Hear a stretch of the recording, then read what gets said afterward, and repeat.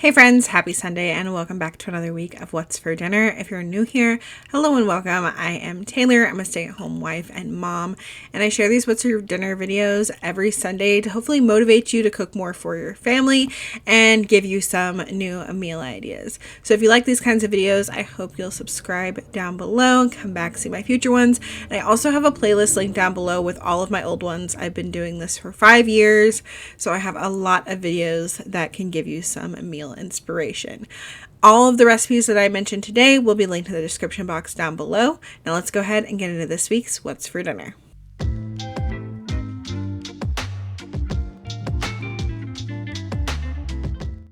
First up is Friday, and Friday was actually St. Patrick's Day, so we made some shepherd's pie.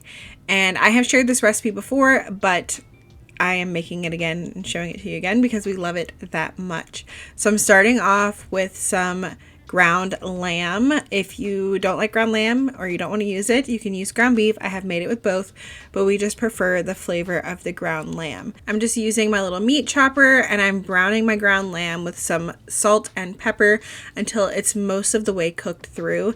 And then I'm going to add in some chopped onion and some minced garlic. The recipe calls for 1 clove of minced garlic, but I go all out with garlic. We love garlic. I've mentioned that before. So I just cook that until the meat is fully cooked and my onions start to get tender. And then I'm going to start adding in the rest of my ingredients. So I'm going to add in about a half a teaspoon of some red pepper flakes, 2 tablespoons of Worcestershire sauce, a package of the Lipton onion soup mix, 1 cup of beef broth, and then originally the recipe calls for frozen veggies, but that's not what my family prefers. So I just do 1 drained can of mixed veggies. It's got peas, carrots, corn, even some lima beans sometimes, and potatoes, which is kind of redundant since we're going to put mashed potatoes on top of this, but it's delicious. So I just kind of go with it. And then typically I would use some like leftover mashed potatoes on the top of this, but I didn't have any. So I just made some up in my Instant Pot. And the only thing I do different when I use them for shepherd's pie is I mix in some Parmesan cheese. So I spread my mashed potatoes over the top of the shepherd's pie, and then I take a fork and kind of like give it some little grooves so they can get a little bit crispy and browned. I sprinkle on a little bit of parsley, and then I bake this in the oven on 350 for 40 minutes. The top gets nice and golden brown, and because this little like cast iron skillet that I'm using is kind of full, I always put a baking sheet underneath it to catch anything that drips, because it does usually drip over the sides just a little bit. When it comes out of the oven, I like to let it sit for like 5 minutes before serving up, and then we just eat just that. Nothing else with it. It's got all the veggies and your meat and everything in it. So that was dinner for Friday. Saturday night was National Sloppy Joe Day, so we had Sloppy Joes for dinner. The kids and I have been enjoying like looking up like random little like holidays and celebrating them. Like we made a pie for Pie Day. Everybody knows Pie Day. But for this day, I decided to make Sloppy Joes for dinner because that was like an easy way to celebrate a little holiday and make the day kind of fun. So the recipe that I use for Sloppy Joes is the Pioneer Woman recipe. It's the best one that we've ever tried. I used to not even like Sloppy Joes, and now I eat them because I like this recipe. So this night I did not feel like chopping up onion or anything, so I just cooked up my ground beef with some garlic powder and onion powder and salt and pepper instead of like fresh onion and stuff. And then once that was done, if you have excess grease, just go ahead and drain that off. And then we're going to add in the rest of our ingredients. I'm going to have the measurements listed out down below. I have the recipe because her original recipe called for 2 pounds of ground beef. And that just makes a lot of leftovers for my family. When I have the recipe, it makes enough for us to have dinner, and then Andy also to have some to take to lunch the next day. So it works out perfect for us, and then the kids and I will just like eat something else for lunch.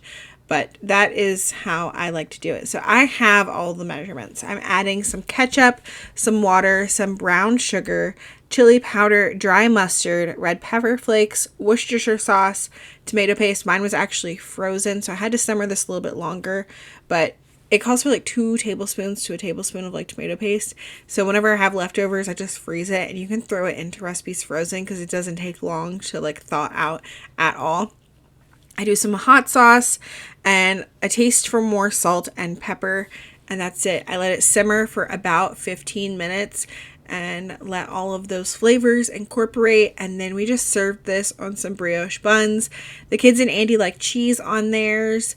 We had some Caesar salad. For those of us that like salad, Andy's grandmother gave us some bags of Caesar salad, so I was trying to just use those up. So we had that, and then we had those smiley fry things. They're like shaped mashed potatoes instead of like fries. The texture of them is more like mashed potatoes on the inside, just like kind of crispy on the outside. They're pretty good. They're kind of pricey. I think it was almost $5 for the bag of those, but it was a fun little treat to let the kids try, but I probably wouldn't buy them very often. Sunday night, we just had spaghetti. I switched it up a little bit. I didn't use ground beef this night. I used some ground Italian sausage, and then we also ate it with angel hair pasta. Just a simple way to make spaghetti a little bit different. And then we had another bag of the Caesar salad from Andy's grandmother that we had on the side of it, for those of us that do like salad. Lily just had some fresh veggies, and I thought her plate was really funny. She asked for Parmesan cheese on only half of her spaghetti, which cracked me up because I'm like, child, you're just gonna mix it up and eat it all together anyway, but okay. Monday night, we did buffalo chicken quesadillas. This is a quick and easy crock pot meal. It makes it so when we come home from martial arts, I do not have much to do. Just throw together some quesadillas. So in my crock pot, I have some mostly frozen chicken breasts here. These were like 3 small ones. Usually I do like 2 bigger ones. It's probably about 1.5 pounds of chicken breast, and then 1 packet of ranch seasoning, and then about half a bottle of your favorite buffalo sauce. This was the Sweet Baby Ray's one, which isn't my favorite, but it's pretty good. It's not too spicy. I would prefer it to be a little bit spicy, but this one works out. The kids don't complain. And then I let that cook on low. I did this for like 8 hours. I started this early in the day, and then it was perfectly done when we got home about 7:30. And all I had to go in and do was shred up the chicken. You could take it out and shred it if you want to. I just use my little meat chopper thing and shred it up and just let it sit in there on low until we're ready to make our quesadillas. I like to do 2 at a time in my flat griddle pan. I melt a little bit of butter, then I put my tortillas in there, put a little bit of cheese, put my chicken, put more cheese, close them up, get them nice and golden brown on both sides. And then we had some fresh veggies with this. Those Spanish heirloom tomatoes that I got at Aldi are very, very good. They're like juicy and just very delicious. We also had some celery and ranch, carrots and ranch, broccoli and ranch. You'll see most of our plates have veggies except for Andy's. I just didn't know which veggies he wanted, so I let him pick that when he came and got his plate. But we all did have some veggies on the side of this. Tuesday night, we tried a new recipe for some honey garlic salmon, but I'm starting off by getting my carrots roasting in the oven. They actually are going to be the thing that takes the longest to cook. So I'm just going ahead and peeling up a bunch of carrots. Then I'm going to cut off the ends and slice them into probably about 1/3 inch like coins. You just want to make sure they're all about the same thickness so that they will cook evenly. And then I am putting them on a sheet pan that I have lined with parchment paper, and I'm just going to drizzle them with some olive oil and sprinkle them with some salt and pepper. Just very simple. And then these went in the oven on 425 for a total of about 30 minutes. I did take them out and toss them halfway through and just spread them back out. You just want to cook them until they are nice and tender. You don't want crunchy roasted carrots. You want nice and soft roasted carrots. You also don't want burnt roasted carrots. If y'all have been here for a long time, you'll remember I tried to make some kind of roasted carrots with some kind of sauce on them, and I burned it. And ever since then, the kids are like, remember that time that you burnt the carrots? Remember that time that you burnt the carrots? And I haven't done roasted carrots, I don't think, since that. It's been a long time, but we used to eat roasted carrots all the time. But I decided to just make them this night because we had a bunch of carrots from Andy's grandmother. She runs the food pantry at their church, and that's why she gave us that Caesar salad and some carrots, and we also have bunches of grapes because they just had more than they could hand out. So we ended up getting some free food to eat. So I just wanted to use up everything, not let anything go to waste. Now for my salmon, I have 4 salmon fillets here, and I'm just going to season those on both sides with some salt, pepper, some blackened seasoning, and a little bit of paprika. Now for the sauce or glaze, you're going to want to have everything measured out beforehand or like readily available because this goes kind of fast. So I've got my cast iron I had been heating up, and to that I added 2 teaspoons of olive oil and 3 tablespoons of butter. And then as soon as that was melted, I'm going to add in the rest of the sauce ingredients. So I did half a cup of honey, 3 tablespoons of water, 3 tablespoons of soy sauce, a tablespoon of sriracha, 2 tablespoons of lemon juice, and a bunch of minced garlic. And then I just let that simmer, get combined a little bit, and then I'm going to add in my salmon. If you were doing salmon with the skin on, you would do skin side down. I didn't have skin on this because it's the kind from Sam's Club and there's no skin on it. So I just stuck those in there. And then you just want to let that cook for about like 3 minutes. Your salmon's not going to get cooked all the way through. This is going to go in the oven under the broiler for like 6 minutes to cook the salmon all the way through. But while it's simmering like in that sauce for about 3 minutes, you just want to go and like baste the salmon with the sauce. Just kind of spoon some on there every few minutes. And then it goes in the broiler. As I said, it's going to go in there for, I did 6 minutes until my salmon looked done. And while it was in there, I basted it once about halfway through. Just went in and like poured some more of that sauce over the top. Then to go with this, I kept it easy. We already made our roasted carrots, which were pretty easy. And then I just made a box of rice-a-roni, chicken rice-a-roni. And that was dinner. The salmon was delicious. Everyone loved it. Lily said it reminded her of the sticky honey chicken. And I was like, you know what? You're right. It's basically the same ingredients, except I think in that you use lime instead of lemon juice. But, you know, you got your honey, your soy sauce, your sriracha, like all that is in that sticky honey chicken. So it was very similar and super good. Wednesday night we did a family favorite, which is like Pollo Fundido or like chicken and cheese dip. So I'm starting off with my chicken here. They are still slightly frozen, which it made it really easy to cut them in half. This is like 3 smaller chicken breasts, and one of them was so small and thin, like I couldn't really cut it in half, so I just left it as is. And I am seasoning those up on both sides with some adobo and some taco seasoning. And then I had my cast iron pan heating up, and then when it was hot, I just added in some olive oil and some butter, and then I put my chicken in there, and I'm going to cook this without touching it for 5 minutes. Let it get a nice good sear, and then flip it over and cook it again for another 5 minutes. And if at that point it is not cooked all the way through, you can use a meat thermometer to check. Then I put a lid on it and turn the heat down to like a medium low and just let it continue to cook until your chicken is all the way cooked through. And then when it's done, I take it out, let it rest for like 5 minutes, and then dice it all up into little bite-sized chunks. I made some of my Mexican rice in the Instant Pot. It's like Mexican restaurant style. I have a video on that. It will be linked down below. We tried this Poncho's cheese dip for the first time from Sam's Club.